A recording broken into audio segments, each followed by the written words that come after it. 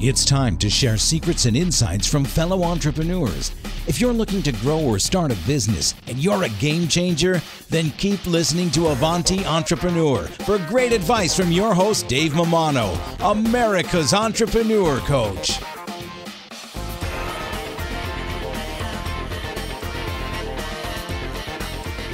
Hey, Avanti Tribe, Dave Mammano here. Just want to thank our sponsor, Paychex. You know, Paychex, they make it simple for businesses of all sizes to pay and manage their team. They make payroll easy with employee pay options, including direct deposit, checks, pay cards, and so much more. Founded over 4 decades ago to relieve the complexity of running a business so that the owners can focus on what matters most.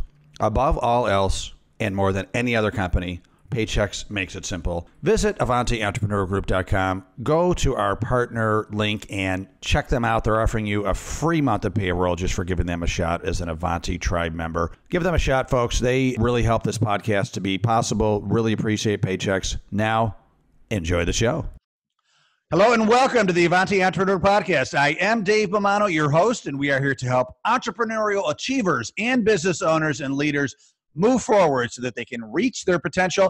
I do this by interviewing the nation's best business movers and shakers. Today I have on the show the great Victor Antonio. Victor, welcome to the show.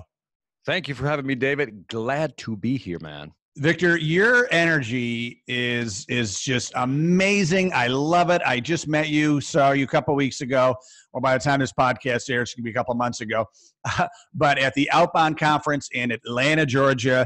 And, you know, shame on me. What's that? How'd you like that presentation, man? That was phenomenal. That was phenomenal. Cool. That was the first time I delivered it in that sequence. Oh, really? There was some new material in there, so that was the first time I'd ever done it. Well, you nailed it. Yeah, man. Cool. That's always good to hear, man. I'm drinking the Antonio Kool-Aid. There's no doubt about it. Very cool. Yeah, I was a little nervous because Jeb, the organizer, was like, "Dude, you're going to use a flip chart?" I'm like, "Yeah." He said, I freaked him out. And I just, trust me, it's going to be great. It's going to be great. He's like, "Okay, here you go." So it worked out well, man. Well, in the sea of sameness, you got to be different, right? Just a little different, man. I think I stood out a little bit, but I've been using flip charts lately in a lot of my workshops and keynotes because I found that the engagement factor goes up. Interesting. You know, so for example, since we're talking to entrepreneurs, if you're an entrepreneur and you have to do a presentation, there's something about that's very analog, not digital, very analog about writing. Yeah. Inviting somebody up to the board to write with you that helps them co-create. And I think because you're drawing, it gives you more credibility. Like, okay, this guy's not memorizing a script. He's not using a PowerPoint slide. He knows what he's talking about, and he's going for it. And I think there's something to that psychologically. Well, I think that's a great point. And everyone else is using PowerPoints these days. Why not be different? Go a little old school, right? Yep. I still write handwritten thank you notes. You know why? Because freaking no one else does. And I stand out. Yeah. Right? It's the pendulum is swung the other way, right? I think what happened was, you know, we were writing letters, if we can go back far enough. Then we went over to email. Then everybody started writing email. Now we're moving back towards what nobody's doing, which is what you're doing. Yeah. A little personal note once in a while makes all the difference in the world. Old school, belly to belly. I'm writing letters. You know, I think what worked in the 1950s can work again today, right? Yeah. Oh, yeah. I think we just got to shorten it up. You can't sit there, "Dear customer, I am calling to inquire about," you know, you can't do that whole thing. Little you love. Say, "Hey, man, glad to meet you. What's up?" That, whatever it may be, but something quick, short, to the point. Nice touch. Little love. Well, Victor, so I want to introduce you to the Avanti Entrepreneur family, our listeners, our tribe, our family. We are beginning to middle stage entrepreneurs. We're learning, we're growing, we're collaborative. We love sales because we're the founders for the most part. We're also the lead salesperson. Now, Victor, shame on me. I showed up at that conference. I had never heard of you. Shame on me. I'm going to raise my hand. I am out of here. I am so out of here right now. But now I love you. Now I love you. In fact, when I posted our picture on Facebook, I got a few comments of like, "I love Victor. He speaks at our conference." And so apparently I've been living in a cave and I missed the Victor boat. I am so glad that I met you. Your energy is fantastic. If you could combine, and I hope you take this the right way, like an entertainer, almost like a comedian on stage with incredible, impactful content, that's you. Because you engage the audience. That's a great description, actually. Do you know what I mean? Because there's a fine line between well, here, let me back up. When I used to sit in training courses and listen to people, the majority of people just bored the hell out of me. Yep. And I never wanted that, And so, one of the things I started doing when I started speaking, I used to do the PowerPoint, tell them what you're going to tell them, and then tell them what you just told them. Basic sequence, right? Yeah. And I wasn't getting anywhere. I just wasn't reaching out. And then I started inserting personal stories, a lot of Zig Ziglar type of humor. That's where I've been schooled, right? Yeah. And then, but you got to make sure there's great content, aha moments in there. People go, I didn't look at it that way. Never thought about that. Or as I call it, insight. My definition of insight is information beyond the obvious. Give them something that makes them go, I never looked at it that way. And then tie it with a story, be a little humorous, be okay with engage. And the way you describe it, that blend is what I go for, actually. Well, it's working because I've seen, when Zig was alive, I saw him speak a couple of times, and that guy, and he was like, 75 then, he was up and down. He was on his knees. He was all over the place, right? I know, man. He was getting like a Beachbody P90X workout during his talk, right? And then you look at the best comedian in today's world, in my opinion, is Sebastian Maniscalco, and half of his comedy is just his nonverbal communication, right? Just the way his mannerisms, his movements. It's just. By the way, so Sebastian's number 2 for me. Bill Burr is number 1. Bill Burr. I don't know Bill Burr. Bill Burr, Burr. Oh, I got to look him up. Yeah, he doesn't have the body language that Sebastian has. Yeah, but he does have this way of setting up a story, similar to Sebastian, but the way he does it, and then he just keeps digging into the insight that you're like, how deep is this guy going with the story? Right. And he keeps it humorous and insightful. But yeah, Sebastian is right up there, man. His ability to his facial expressions, his body language. When I first saw Zig Ziglar in '93 in Minneapolis, Minnesota, that's when I was like, okay, I want to be that when I grow up, type of thing. Yeah. And so I studied Zig Ziglar in terms of verbiage and use of words and phraseology. Jim Rohn was the other guy, Jim Rohn. And so, but a lot of that is very Ziglar-esque of what I do on stage. Very Ziglar-esque. I give credit, I give homage. And so I learned that from him. The using of the tone, the voice. Most people don't know. If you're an entrepreneur, I'm telling you right now, there's something about speeding through a presentation, slowing down on purpose, saying something very purposeful, and dropping that key point that the customer goes, oh, that's what he's talking about. Just stuff like that is what I learned from Zig Ziglar. Yep. Body language, tone, those things all make a difference. Yeah, just letting things sit there for the pause, the impact, right? And then be comfortable with it. Yep. Yeah, be comfortable with that pause. I think, when you're first starting out, you think that you have to talk a lot. And I think for entrepreneurs who are starting out or in the mid stages, you realize after a while as you get older is that less talking, more asking, and being okay with the silent. Like when somebody asks you a question, you're the entrepreneur, potential client is asking you a question. It's okay to pause for a second or two to give it a very reflective answer. And you got to get comfortable with that. And I think that's the power of presentation sometimes. I think we lose a lot of deals in the presentation phase of our product or service. That's why I think we lose the deals. Yep. So, Victor, we talked about Sebastian Maniscalco, which may be a good segue to kind of get into your bio here so people get to know you a little bit more, because Sebastian's from Chicago. You're from Chicago. And so I read your bio. I don't want to read it, word for word, but maybe you could tell us a little bit about where you came from and then how you got to where you are today. Now, I know that you were born, very, very privileged, rich, silver spoon. And so, take it from there, right? So my family's originally from Puerto Rico. Saludos a mis boricuas. Don't know what that means. That's hi to my Puerto Rican friends in Spanish. Gracias. Gracias. So, yeah. And so they moved to Chicago in the late 50s. My mother had a 3rd grade education. My father had a 5th grade education. Didn't speak the language. We had it hard. I always talk about food stamps, government cheese, powdered milk. We lived not too far from the Cabrini Green housing projects in the Humboldt Park area. For those who know the area of Chicago, you know what I'm talking about. And so, drugs, gang violence, and all that. And my mother was always like, go to school, get the education, get the good job. So I was graduating from high school. And my mother says, if you don't go to college, you have to go work with your father in the factory. My father had one of what I call black collar jobs. It was so dirty. He came home, the collar was always black. And so I said, I'm going to college. And I was talking to my physics teacher, Mr. Hodges, and I said, hey, what about that school? You know how they put those little advertisements on the cork boards? in school to try to get you to rip off the card and send in for more information. I said, what do you think of this school? Illinois Institute of Technology. He says, good. He says, engineers, do they make money? He goes, Victor, they make good money. I said, okay, I'm going to be an engineer. So I go through the checklist. I'm not making this part up. I read civil engineering. I don't want to be nice to people. Let's not do that. Mechanical engineering. I don't want to do anything mechanical. So I don't want to fix cars, right? Aerospace engineer. Puerto Rican in space, not making any sense to me at this point. And then I finally got to electrical engineering. I'm thinking light bulbs, electricity. I can do that. Ben Franklin did it. So can I. Right. And that's how I decided to get an electrical engineering degree. So I got an electrical engineering degree. I fought my way through college, like 5.5 years to graduate.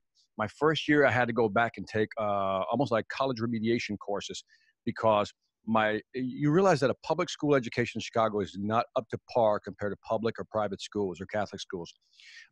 And so it took me 5.5 years to graduate. And then from there, I launched into corporate America, a software engineer, application engineer. I designed wireless systems. I worked on a lot of munitions for the military when I worked for Honeywell, and then I got my MBA eventually because they said if you want to move up. And then one day I moved into sales because a guy by the name Ken Cook, I think I told the story. Maybe I didn't tell the story. I designed a system. I was the engineer. He was the sales guy. Deal was $5 million. I'm giving you the short version. $5 million. I'm all happy because we won the deal. But I found out he's getting $50,000 and I get a nice lunch. And I said, maybe I should go into sales. And then from there, sales, account manager, regional manager, director, VP of sales, and then president of sales and marketing for a $420 million company. And then one day I said, you know what? I think it's time for me to write books and speak and share my knowledge and wisdom. Good. Now, so we're going to get into your specialty, which is sales, right? Sales. But, I love your story. Congratulations on your success and, getting God bless America, man. God bless America. I mean that when I say that too. People complain a lot, but it's still a country where you can work your tail off and create your destiny, right? And absolutely.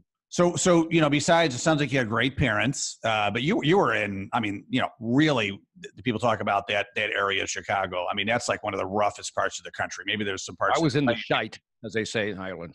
What's that? As they say in Ireland, I was in the shite. You were in the shite. I was in the shite. But how do you credit yourself? Because obviously the environment, a lot of the influences were not great. How do you credit that you, Victor and Tony, were able to really focus and get out of that environment while others weren't able to? Yeah, I'm always careful how I answer that question because I truly believe in the science of memory distortion, which means, we always reassemble memories and sometimes we reassemble them conveniently to fit a certain narrative that we have today. And so the only thing I can say to that when I'm asked that question is what was always driving me? And I always say it was fear. That's fact. That was the constant. Fear that if I didn't go to college, I had to work in the factory.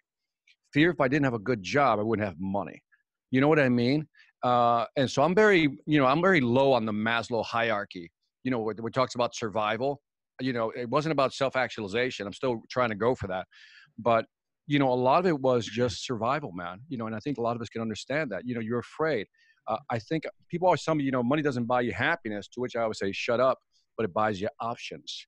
And that's what I agree. That's my philosophy. Money buys you options. You can go to school, not go to school, go to private school, public. You have options. And that's why, I'm a pure capitalist.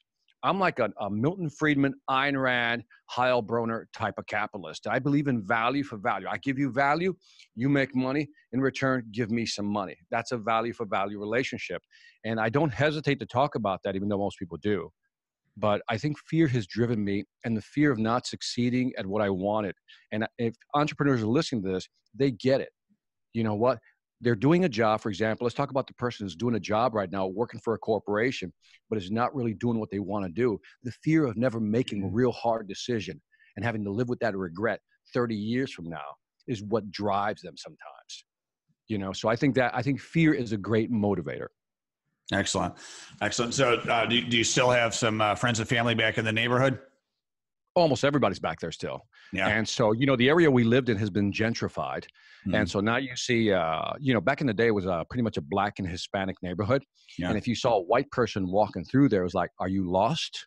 Right. It was like spotting a white owl. Like, where'd that come from? Right. Today you go back there and there's like, you got all these young urban professionals sipping lattes and riding their little bikes.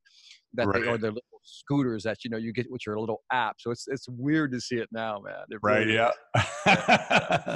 The way But everybody's back in the hood. Everybody's doing much better in our family. Excellent. I lived in Chicago for a year after college. I thought, speaking of comedy, I won. So I'm in Rochester, New York, and I had dabbled with some stand-up comedy, just amateur nights, and I won the funniest person in Rochester contest, which Wow, that's big. apparently not that hard to do, right? And I got my head all big, and I said, I'm moving to Chicago. I'm going to take classes at Second City and Improv Olympics, and I did. I took comedy classes at Zanies, and so I lived in Lincoln Park in the 90s. And I loved Chicago, loved it, but I wasn't funny enough, or maybe I didn't have the endurance to really say, like, you know what, I think this is my calling. I just didn't have the love for it, but I'm so glad I did it. It was so much fun. Yeah, but what you just said is key, though, because I think that's one of the biggest elements to success is the endurance matched with purpose. You know what I mean? Because purpose will give you the endurance. You know, if you find yourself stopping short, it's because, you know what, deep down inside, you didn't want to do it. You know, my earlier days of speaking, so I always tell this story. So when I quit, I was president of sales and marketing. I was making $250,000 base salary plus commissions on top of that, which were crazy local. And I had a bunch of stock options, right? So I decided to quit. You know, May 9th, 2001, 3:48 p.m. to be exact. I quit and said, you make that decision. You finally, I call it that quiet discontent where you finally make that decision. You know what? It's been in my stomach for long enough. We're doing this. You know, I had talked to my wife already about it. We had 2 kids, and I told my wife this was coming. And so I decided May 9th, 2001, 3:48 p.m. And I remember I was like, yeah, I was like euphoria. I'm out. I'm out of the rat race, right? And then the next day I wake up and the first feeling I have is pure terror, horror. Like, what the hell did I do? You know what I mean? You know what I mean? It was visceral, man. I was like, it's like, sugar, honey, iced tea type of thing, right? It's right. Like, and so I'm like, And so my first year of speaking, I made $17,000. And you were making what before that? Remember, 400 or 500? Right. Yeah. So that's like an Icarus moment, right? I flew too close to the sun. I'm crashing bad into the ocean at $17,000. And I'm like, oh man, what am I doing? And then at that point, the second part of my brain kicks in. Do we still want to do this? Or do we want to go back to the wheel? And I'm like, no. This is where purpose and endurance comes in. I'm like, no, we got to go for it. Second year, I made $56,000, climbing my way to the top. And then by the third year, we're over 100,000. We haven't looked back since. Excellent. And so, but it was that if I didn't have that endurance, that purpose-driven endurance in the first 2 years, I would have quit. So important, such an important. And I say it to salespeople. My previous business before Avanti was a national magazine for high school students. We helped them with college, career, and life planning. So it was a printed magazine. We had distribution in about 20,000 high schools. So it was free. And the way we made our money is we sold ads. So I had about any given time 6, 7 salespeople. And I'd always say to a new salesperson, give me 2 years. Give me 2 years of just like, cold calling, working hard, making it happen. I guarantee you'll get that flywheel turning and you'll stay. But it was that first 2 years of endurance, right? And like you said, the other part of that is the purpose. Do you love what you're selling? Do you love what you're doing, right? And by the way, there's a wonderful lesson in what you just said that most people are not aware of. So let's highlight it. Sure. What you just did was to your salespeople was something called the inoculation effect. The inoculation effect is where you inoculate somebody against a disease, right? That's inoculation against a disease. You inoculated them against pessimism by saying, look, give me 2 years. And at the end of 2 years, he said, you're going to struggle all the way through. It's going to fight. But by the end of 2 years, you're going to see it. Now, that salesperson leaves that room. And when they're getting their butt kicked, the first couple of months, 3-4 months, he says, well, David said, this is what I should expect. And I think we should do that more to salespeople. Look, you're going to get your backside kicked in for the first 6 months. Easy. You might start seeing some sunlight, on month 7, but expect that it's going to happen. And then when salespeople go out there and it happens, they don't feel like they're a failure. They say, this just confirms what David said, so I must be on the right track. That's what's powerful about what you just said. Awesome. Well, I didn't mean to do it, but thank you.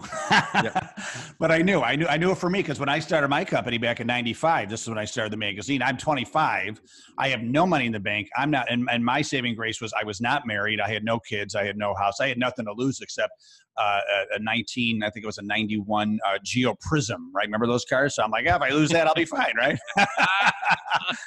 So I had nothing to lose, but I had passion and I had endurance, and I quit so what I did, I had a sales job for a radio station, right? And I went in. Tough biz. Went in January 3rd, 1995, 9 in the morning. I remember the times, right? I gave my 2 weeks. I said, I'll be civil, right? I'll be civil. It's 2 weeks. Well, the big boss came in and said, hey, Dave, wish you well with your new company. That sounds exciting. But we don't keep salespeople around for 2 weeks because they always cause some trouble. So here's a box. You can leave now, right? Yeah. So by the way, that's what happened to me essentially also. When I told them, I was like, I'm going to give you 2 weeks. They go, nope, goodbye. Yeah, they know us, right? We're gonna cause some trouble in 2 weeks, so get out. Yep. So he literally brought me a box and said, hey, Dave, wish you well. Here's a box. You can leave now. And that same feeling you had, I had it right away. So I'm sitting with my box. It was a cold winter day in Rochester, and I'm out by the curb with my box. And I said, that's a beautiful picture you just painted, by the way. That's gorgeous, right? I'm sitting there with a box shivering with my few belongings, a hole in my socks and shoes. Homeless Mammano. People giving me money. I started singing, That is hilarious. The sun was out, though. The sun was out, right?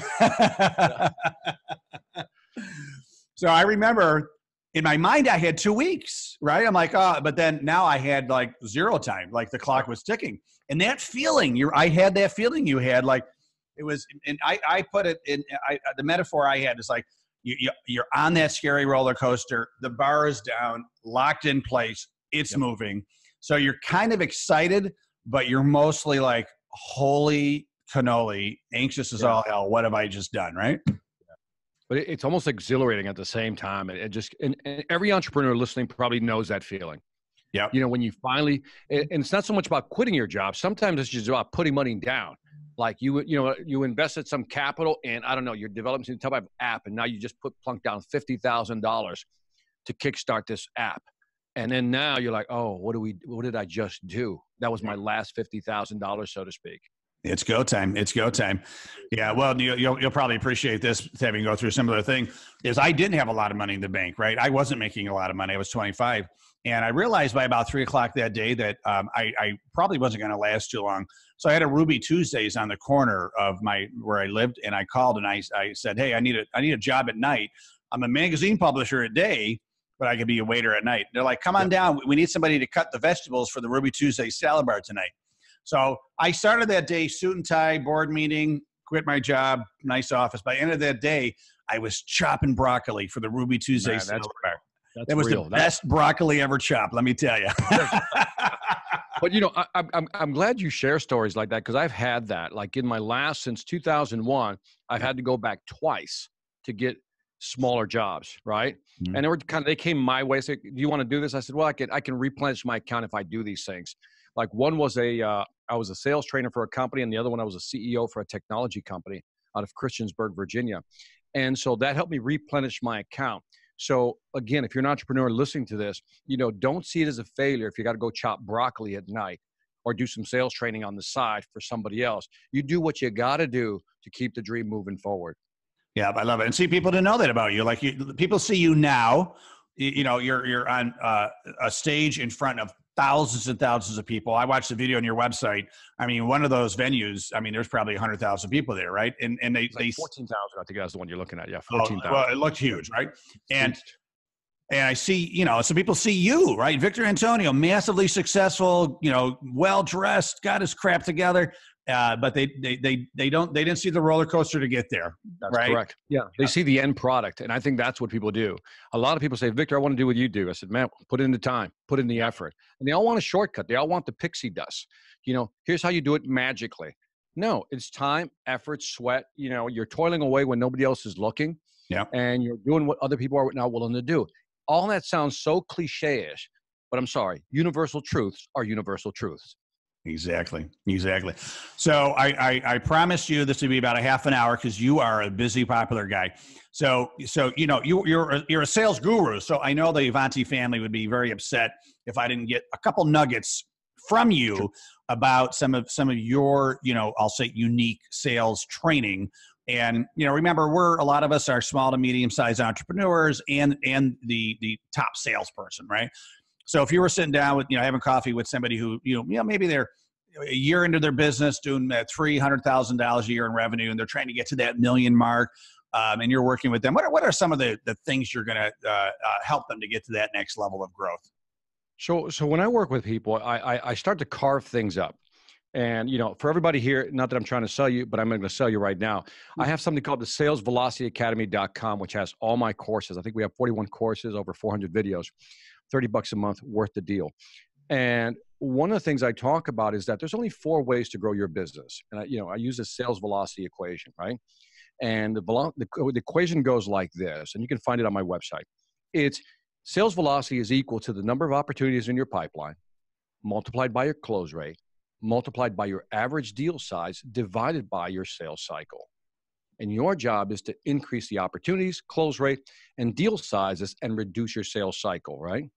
So what if every month you just focused on one of those things? Let's say that this is prospecting month. And here's what I want you to do if you're listening to this. Say that June is prospecting month. And I want you to draw a box, put a little cross in the middle so you have 4 quadrants, right? And then write this down. Start, stop, more, less. Inside each of the 4 boxes. Start, stop, more, less. And next month come June, ask yourself, in prospecting, what do I need to start doing? 1 or 2 things. What do I need to stop doing? 1 or 2 things. What am I doing that I need to do more of? What are certain things I'm doing that I need to do less of? And that's all you do for the month of June. Now comes July. It's closing month. Let's work on closing. You do the same thing. Start, stop, more, less, right? And then 3rd month, you get the idea. 4th month. Here's what's interesting. If you were able to move the needle on the number of prospects you have by 10%, move the needle on your close rate by 10%, also on your average deal size, raise it by 10%, and then reduce your sales cycle by 10%, your average scales will go up 47%. Wow. 47%. So that's a way to eat the elephant one bite at a time. Because what people have is they don't know where to start. Like, where do I begin? I got all this sales training. I get all this in content, but where do I start? You start with a cadence. Prospecting, month 1. Closing rate, average deal. And remember the sales cycle. And I talked about this at the outbound thing. And I really meant that. I wish I could have hit that harder, because that right there, you create that cadence, and then come month 5, you restart the cycle again. So you're doing this 3 times a year. And one of the things I think I talked about was that when you focus in on one thing per month, you start seeing things you hadn't seen before. You start identifying things. And that's what I want people to take away from this.